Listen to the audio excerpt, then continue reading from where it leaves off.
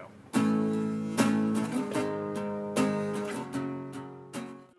With our watercolors is put a drop of water on each one. So these are still dried out. You got to let them soften up and let them sit. The next thing we do before we start is swish, squeeze our brush out, and then clean out any colors that are have some mucky colors in there. So we want to clean those out. We want to have a full array of colors, so we can see on this one that we're missing the yellow. This one we have all the primaries. We have yellow, red, and blue. So we'll work with this one. Kind of pinkish though, yeah. So we're going to dry this one up. So again, putting the water down and putting little drops on there to help it along. Okay, so once I'm ready with that, then I have my card here. I put my name on the back side, highly identifiable letters with 5B on there. And then on this side, I'm using my pencil and I've made a border around it. And then one line for each one. So we have 1, 2, 3, 4, 5 spaces. Okay, so the technique is going to be pre-wetting. And this is what we do. We take our brush, we swish it, we get it clean. So I use my fingers like this, and I just kind of work the bristles so that they are soft and clean. And I'm only going to paint with clean water. And I'm going to do my first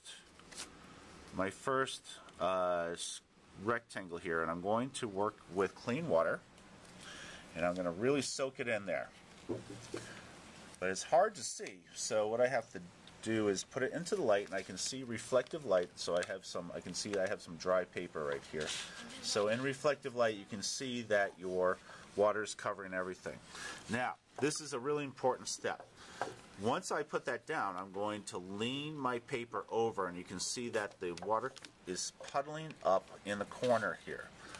So I have to take care of that. So I take my brush, I squeeze it, and then I touch that puddle, and my brush is designed to absorb the water up. It's a mop.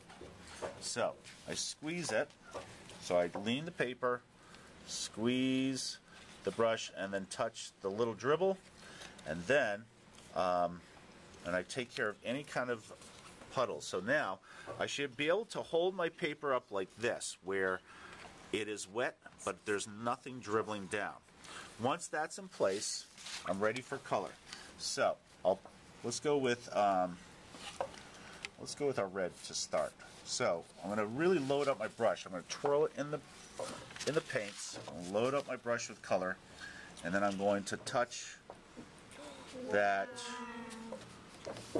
color. And you see how it just spreads itself out like that.